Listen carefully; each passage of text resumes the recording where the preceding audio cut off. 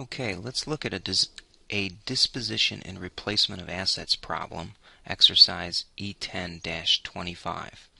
Now, I'll read it to you, which is just to the right of my mouse.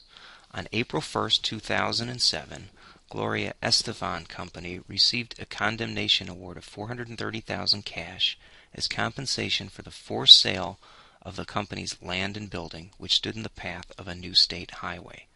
The land and building cost $60,000 and $280,000, respectively, when they were acquired. At April 1st of 2007, the accumulated depreciation relating to the building amounted to $160,000. On August 1st, 2007, Estefan purchased a piece of replacement property for cash, and that replacement property consisted of $90,000 for new land and a new building at $400,000. So it looks like a total of $490,000 of cash was spent.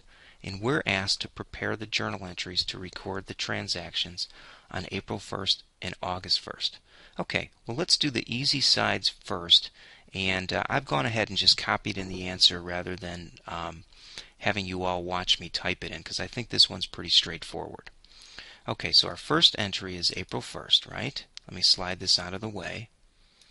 And we see that on April 1st, we received $430,000. So we've got, let me just put it here, a debit of cash of $430,000, and then we need to remove the accumulated depreciation on the building and land and building off of our books. So if we do that, let me bring it down to here now.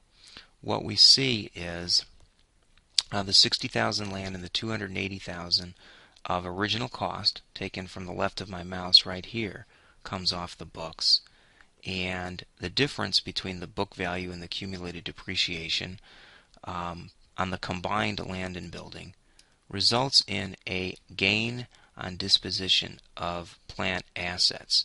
Now let's show the calculation of that gain just to make sure we understand what happened here.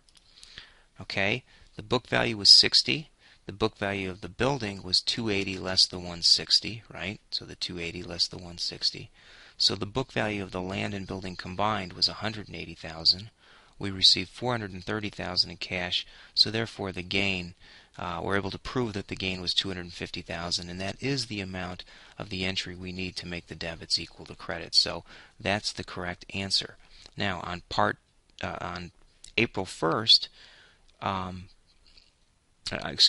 then on August 1st, we purchase a new piece of land for $90,000 and $400,000, and that's pretty straightforward. Let me just show that there. Debit of land of $90,000, debit of building of $400,000, and credit of cash of $490,000 as of August 31st. And that's what's required on this exercise. Thanks, everyone.